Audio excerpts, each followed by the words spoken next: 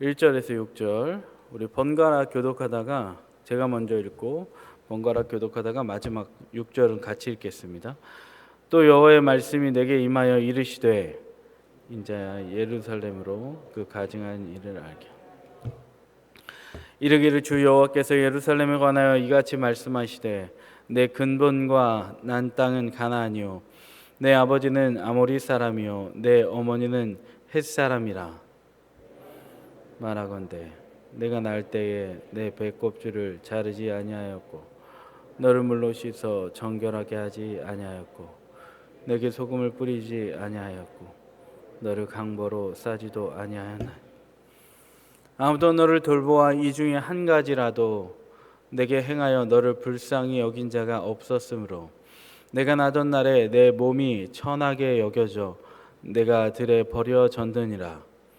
내가 내 곁으로 지나갈 때에 내가 피투성이가 되어 발짓하는 것을 보고 내게 이르기를 너는 피투성이라도 살아 있으라. 다시 이르기를 너는 피투성이라도 살아 있으라 하고. 아멘. 에스겔 16장 1절에서 6절의 말씀을 통해 피투성이라도 살아 있으라. 피투성이라도 살아 있으라라는 제목으로 말씀 전하겠습니다. 기독교 신앙의 본질 무엇일까요? 바로 십자가입니다. 예수님께서 나의 죄를 사하기 위해 십자가에 못 박혀 죽으심으로 나의 죄를 사해 주셨다는 것을 믿는 것이고 믿어지는 것이 기독교 신앙의 본질이죠. 그래서 바울은 갈라디아서 2장 20절에 말합니다. 내가 그리스도와 함께 십자가에 못 박혔나니 그런즉 이제는 내가 사는 것이 아니요 내 안에 그리스도께서 사시는 것이다 라고 바울이 고백했던 것이죠. 그러니까 바울은 주님의 희생으로 자기가 하나님의 나라 백성이 된 것을 알았고 감사했고 십자가를 찬양했던 것이죠.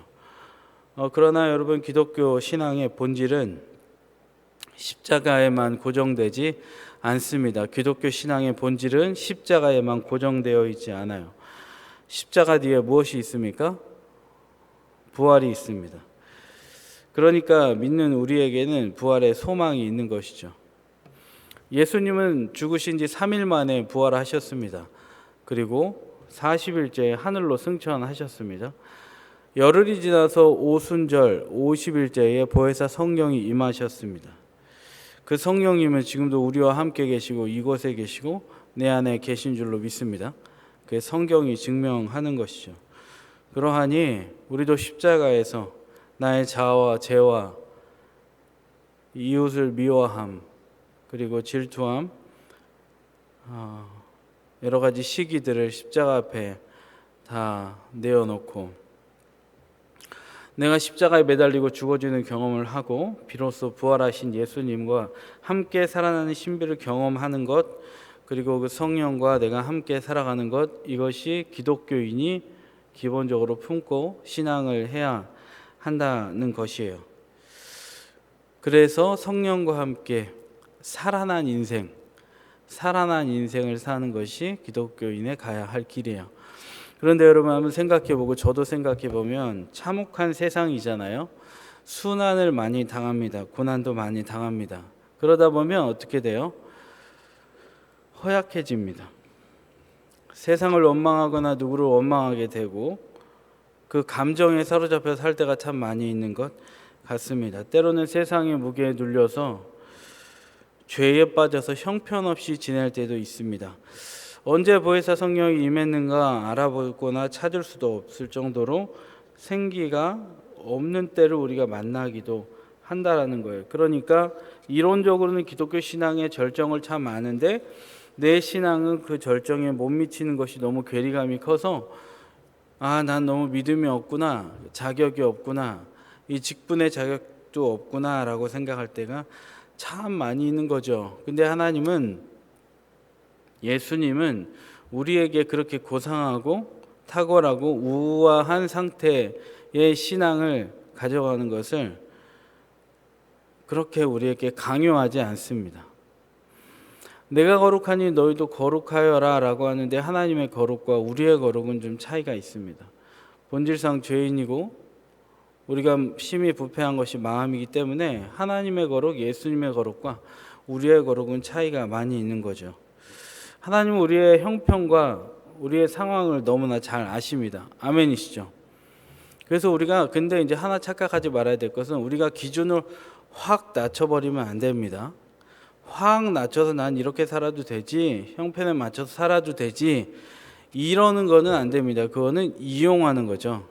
교리도 이용하고 성경도 이용하고 하나님의 속성도 우리가 이용해 버리는 거죠.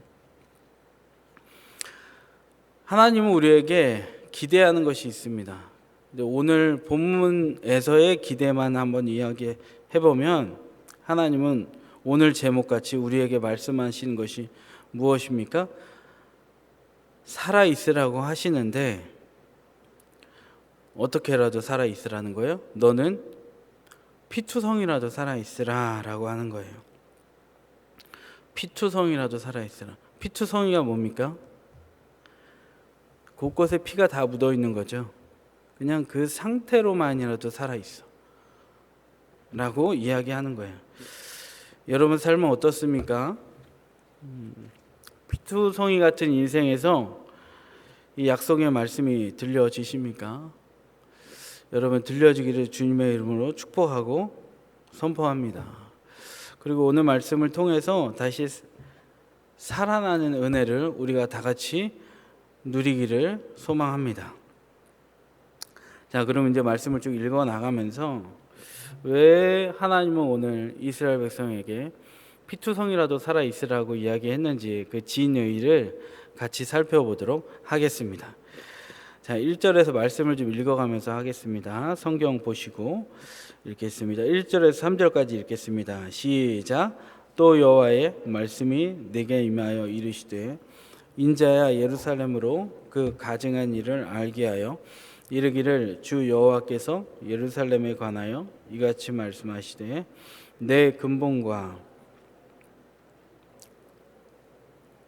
내 아버지는 아모리 사람이요 내 어머니는 헷 사람이라. 여러분 3절에 보면 이 내용이 맞습니까? 이르기를 주 여호와께서 예루살렘에 관하여 이같이 말씀하시되, 예루살렘은 이스라엘 백성이라고 보시면 됩니다. 그들한테 말하는 거예요 오늘. 근데 뭐라고 얘기하시냐면 내 근본과 난 땅은 가나안이다 라고 했습니다. 여러분 이스라엘 백성들이 난 땅이 어디입니까?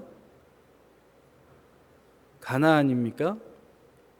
가나안은 정복한 곳이죠. 난 땅은 갈대아 우르죠. 왜냐하면 아브라함이 이스라엘 백성의 시초니까 거기에서 떠나서 가나안을 향해 갔으니까 이 예루살렘 이스라엘 백성들이 난 땅은 가나안이 아닌 거예요. 갈대아 우른 거예요. 근데 하나님이 잘못 아신 걸까요? 잘못 아신 게 아니죠. 지금의 영적 상태를 말한 거예요. 지금의 영적 상태를 말한 거예요. 생리적으로 태어난 것을 얘기하는 게 아니라 지금의 너희들의 영적 상태. 왜 그런지 말씀드릴게요. 여러분 가나안 땅이 어떤 땅이냐면 큰 족속이 있었습니다. 거기에 가나안 또 아모리 헷 족속이 있었어요. 근데 그 족속은 힘이 셌습니다. 그래서 이 이스라엘 백성들이 가나안을 뚫고 들어갈 때 진멸을 못 시켰습니다. 원래 하나님의 명령은 아이들까지 다 죽이는 거였거든요. 근데 남겨뒀습니다. 끝까지 추적하지 못했던 거죠. 근데 이제 그 남겨진 사람들, 가나안에 남겨진 사람들하고 이 이스라엘 백성들하고 같이 혼인을 했어요. 근데 하나님의 명령이 뭐냐면 이스라엘 백성들은 순수 혈통이기 때문에 섞이면 안 되는 거예요. 근데 결혼을 해버렸어요. 결혼하니까 어떻게 됐습니까? 이방의 타락한 가치관, 모든 문화가 들어왔어요. 솔로몬이 여인을 첩을 많이 맞이했을 때 뭐가 같이 들어왔습니까? 산당이 들어왔고 우상이 들어왔고 그런 것 같이 다 이방 문화가 들어왔던 거예요. 그러니까 하나님이 딱 보기에 이스라엘 백성들 예루살렘은 지금 상태가 영적 상태가 어떤 거예요?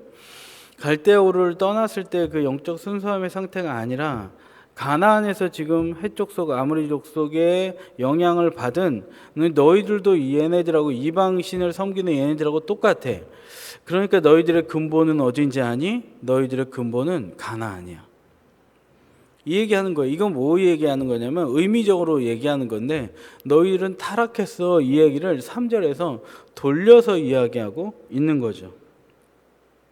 그러면서 그런 이스라엘을 오늘 본문부터 쭉 뒷부분 본문부터 이야기하고 있는데, 이스라엘을 무엇으로 비유해서 표현하냐면 갓 태어난 아기라고 표현하고 있어요. 갓 태어난 아기로 처음에 표현하면서 이제 뭐 6절이 지나고 7절부터 쭉 나오는 것은 장성한 여인을 비유로 해서 이스라엘이 이런 상태로 지금 우상을 섬기고 타락했다, 가나안같이 타락했다라는 것을 설명해 주고 있는 것이에요. 여러분, 지금 이제 계속 이스라엘의 영적 상태를 좀 간단하게 살펴보도록 하겠습니다. 자, 4절 5절입니다. 4절 5절 여러분 성경을 보시고 한번 읽어 주시겠습니다. 시작.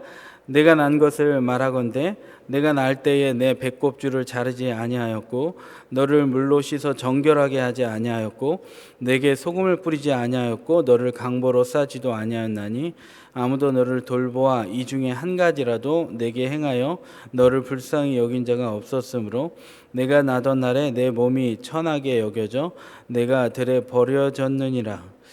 여러분, 이스라엘의 이 본문의 내용은 아기가 태어났는데 안 돌봤다는 얘기죠. 근데 이스라엘의 아기가 태어나면 7일 동안에 뭘 하냐면 배꼽줄을 자르고 물로 씻고 소금을 뿌린 후에 강보로 싸서 건강을 유지시키고 체온을 보호하고 정결 예식을 다 치릅니다. 근데 5절에 보니까 이 아이는 어떤 상태로 됐어요? 4절 5절에 그 일을 하나도 안 했다고 나와요. 4절에 그 일을 하나도 안 했대요. 규례인데, 정결 예식인데. 5절에 보니까 그 아이의 주변에는 돌보아 줄 사람이 있어요, 없어요? 없어요. 원어로 보면 돌보아 줄 사람이 아니라 돌보아 줄 눈이 없었다고 해요. 그러니까 아무도 쳐다보지 않은 거예요, 이 아이를. 옆에다 뚝 치워놓고 있었던 거예요. 가끔 뉴스에 나오잖아요. 엄마 아빠가 게임방에 가고 아이를 며칠 동안 굶겨서 죽이는 그런 끔찍하고 너무 위태로운 상황이 연출이 된 거예요. 근데 본문을 한 번 더 살펴볼게요. 이것 또한 영적인 상태가 우상을 섬기는 상태, 하나님을 떠난 상태라고 이야기하는 내용이 있어요. 자, 본문 자세히 보면 배꼽줄을 자르지 않았다 그러죠. 4절에 눈으로 한번 보시면 배꼽줄을 자르지 아니하셨고, 여러분 아이 태어난 거 보신 분 계시죠? 저도 봤고 제가 그 탯줄도 잘랐습니다. 탯줄 자를 때 잘못 자를까 봐 너무 걱정을 많이 했습니다. 예, 그 아이 낳을 때 조심해야 되기 때문에 잘랐어요. 자르면 그 아이는 그때부터 어떻게 되는 거죠? 엄마로부터 독립하는 거잖아요. 사실은 20살에서의 독립이 아니라 1차적으로는 그 순간부터 독립하는 거예요.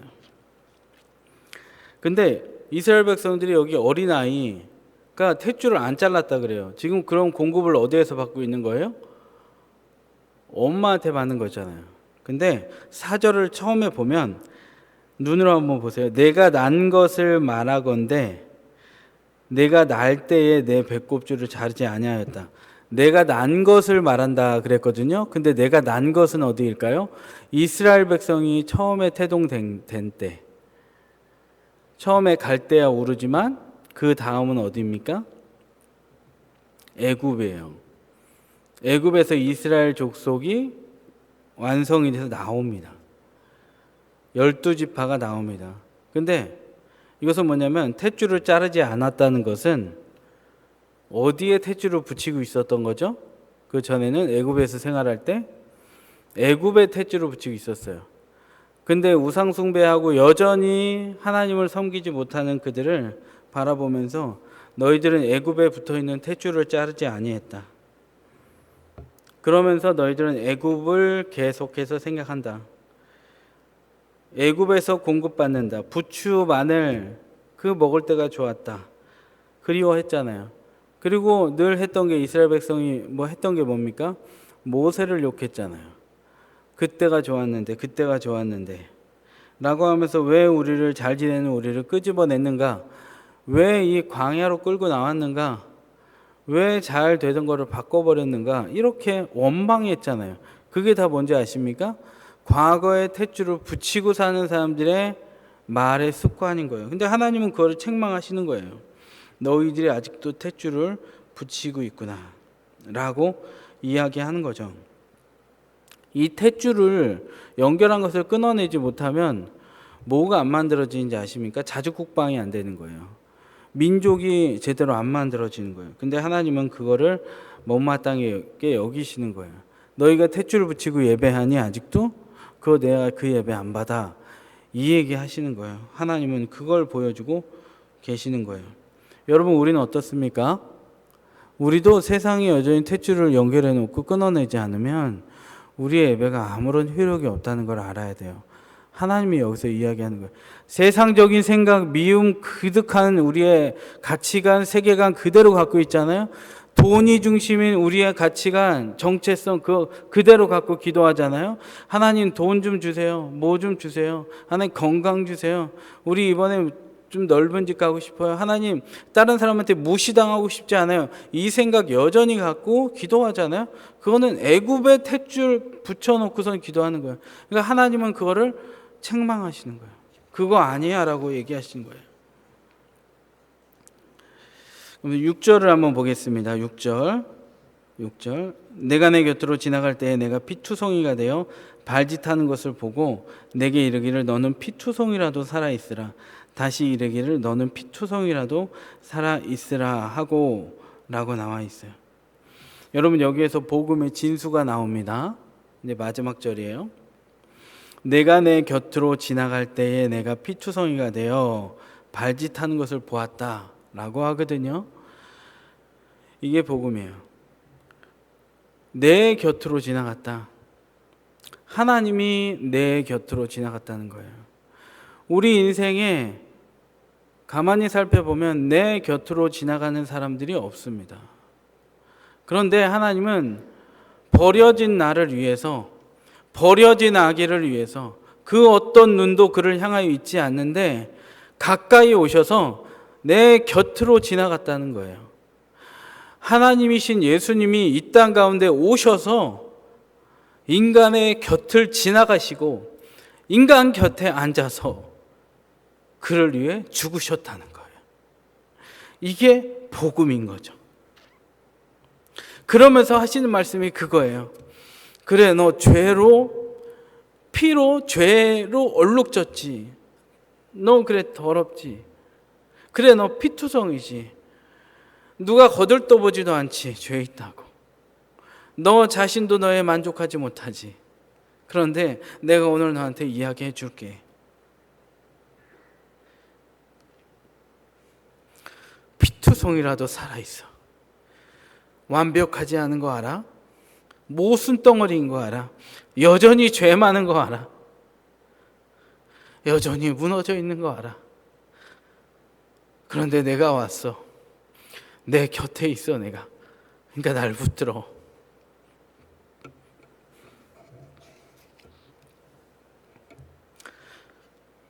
하나님의 시선이 그 아이에게 머무른 거예요. 하나님은 이런 거를 싹 보여주세요. 되게 신랄하게 보여주세요.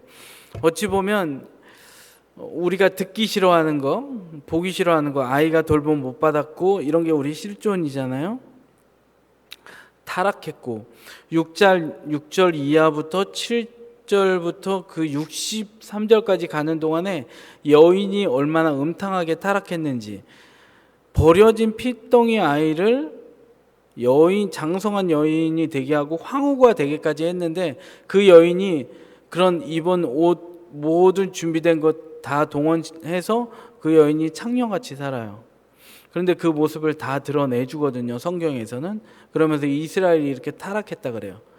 아기 때부터 아무도 거들떠보지 않는데 하나님이 이렇게 자리에 높이셨는데 이렇게 타락했다라는 타락상이 7절부터 쭉 나옵니다. 이거는 이스라엘에서는 애들은 못 보게 돼 있는 본문이에요. 너무 심해서 음란한 것들이. 근데 하나님이 이런 것들을 오늘 에스겔 집에 가서 읽어보세요.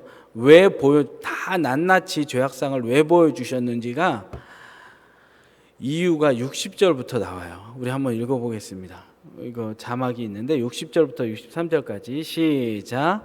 그러나 내가 너희 어렸을 때에 너와 세운 언약을 기억하고 너와 영원한 언약을 세우리라. 내가 내 형과 아우를 접대할 때에 내 행위를 기억하고 부끄러워할 것이라.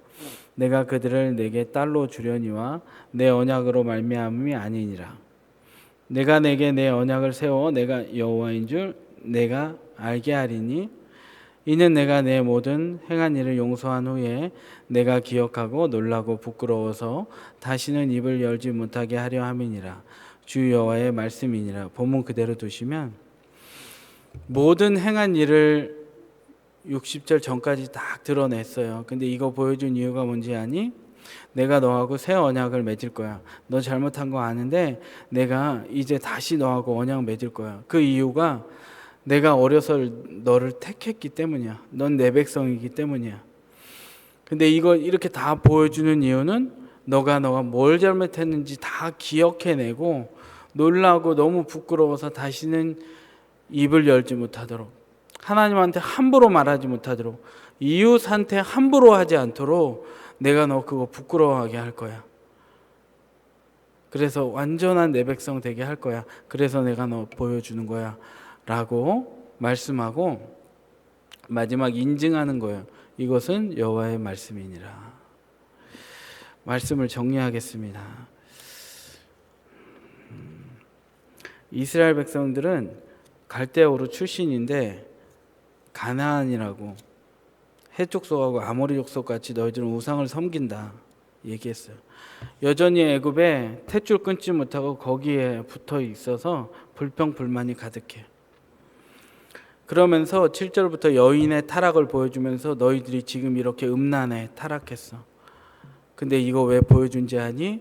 너희들이 이거 보고 기억해서 머릿속에 마음속에 다 넣어서 두려워서 다시는 말하지 못하고 하나님 원망하지 않고 이웃도 원망하지 않고 하나님 사랑 이웃 사랑하고 살게 하려고 내가 이거 다 보여준 거야.